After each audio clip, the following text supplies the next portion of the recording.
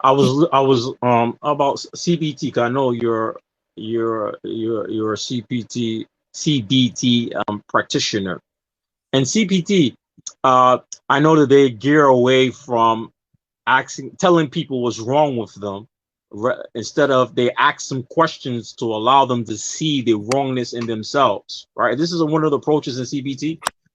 So I'm not a CBT practitioner. I utilize their techniques.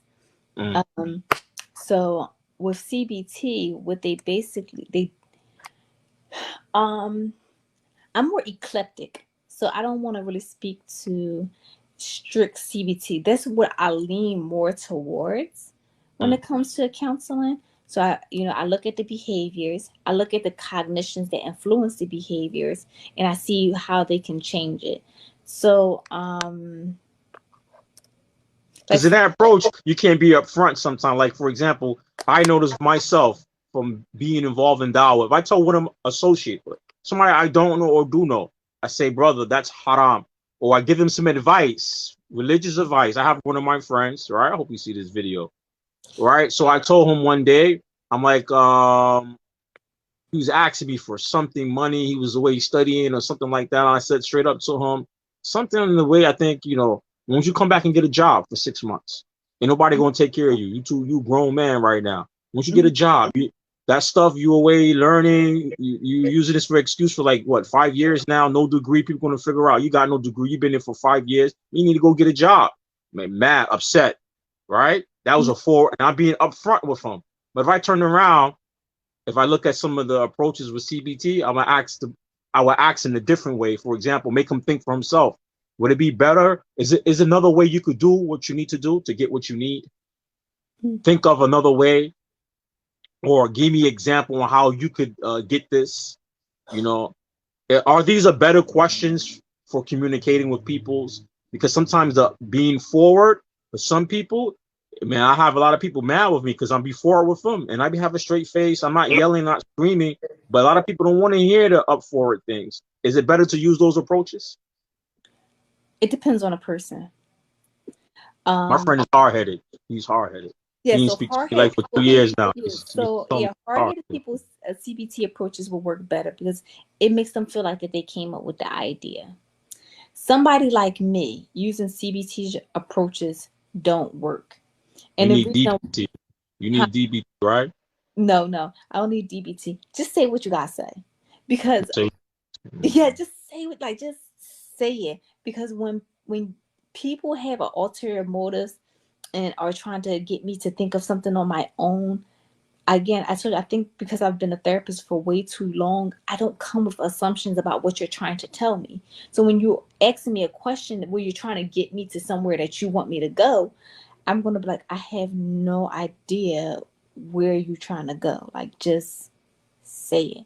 And then if you say it and I agree with you, then I'm like, oh, I agree. And if I agree with part of it, I might say, I agree with this part, but I don't agree with this part because this is for me. And then it's other, like, because I'm in therapy now and I'm about to change my therapist because she keep trying to do motivational interviewing on me, and I'm just like, stop. Can you stop doing it? What are you trying to tell me? Just say what you're trying to tell me.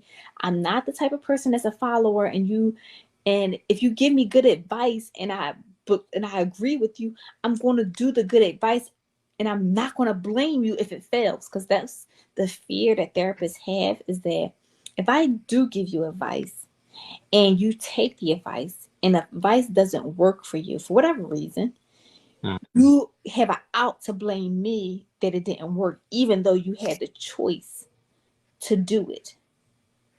I'm not like that. Just say what you guys said. And I used to tell her that all the time. Like, you please stop asking me those questions. And I had told her, I said, you ask me questions that are irrelevant. And she looking at me like, what? But again, somebody else, they will be upset that I said that. Like, but it's the truth. You're asking me irrelevant questions that have nothing to do with nothing.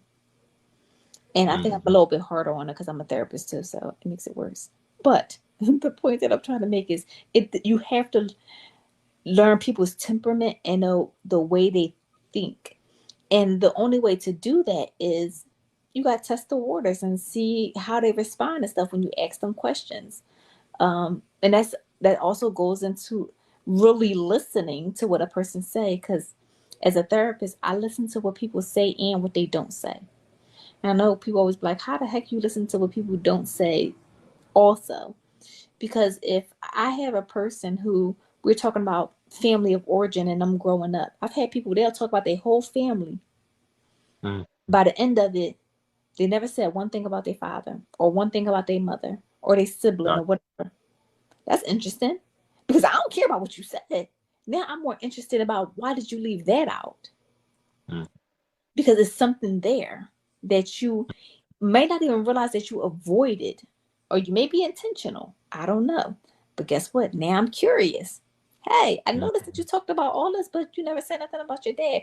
Or remember when you told me that your mom, like I had one client where she was like, she in drug and alcohol treatment and said, I had a great mother. She gave me everything that I've always wanted. I was like, she was just an amazing mom. You know, she just drank alcohol.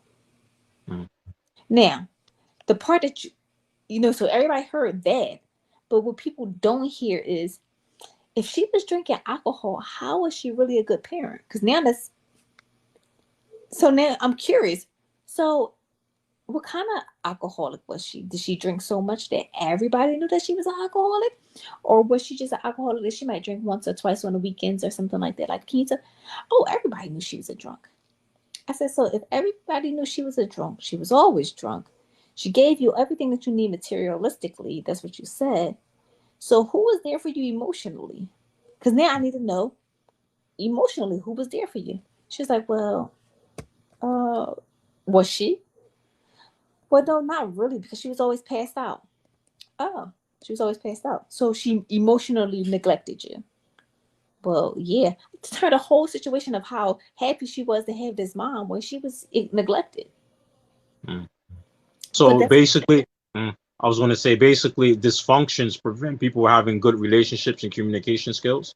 absolutely, absolutely. You have to talk to, it starts with kids. You have to talk to your kids. And even if you're punishing them, I know people will say that's the weirdest thing ever, but I always used to ask my kids, like, why are you in trouble? What did you do that made you in trouble? Why do you think that I'm upset about what you did? Like, I make them really think about all of the things that happen, because, again, it helps them to make decisions. You know what I'm saying? So it's like I question them about everything, and then I enforce the punishment, whatever the punishment is. Or if it's a natural consequence, I'll be like, so why do you think that that happened after you did X, Y, and Z? You didn't do your homework and you got an F. Why do you think that happens? Well, because I didn't put forth the effort to do. I make them talk it out. And even as they're talking about friends or something like that, like I had my oldest son one time came home and was like, oh my God, mom, this girl in my class, she gets on my nerves. She's so annoying. She keep making this noise. I said, she's annoying. Why is she annoying you? Oh, because like the noise is just, it just annoys me. Like I said, so she's not, so you not accepting her for who she is? Because no, it was like that's how she laughed. And I said, so you're not accepting her for the way her voice sounds? I was like, could she really help that her laugh is like that? And he like, well, no, no, not really. Like, that's just the way her voice sounds. And I'm like, so you're judging her based off of something that's out of her control. Is that fair to her? Mm. Because when you do stuff like that, it makes people really think that you should be more accepting of people's differences. Mm. But then also too, like, hey, well, I don't like being touched like that. My friends know that. And I have friends that's touchy feely. But because we know each other, sometimes she'll be like, and she'll be like, I'm sorry, I'm not gonna touch you. I'm like, thank you. But if she do, cause she forget, I don't say anything either.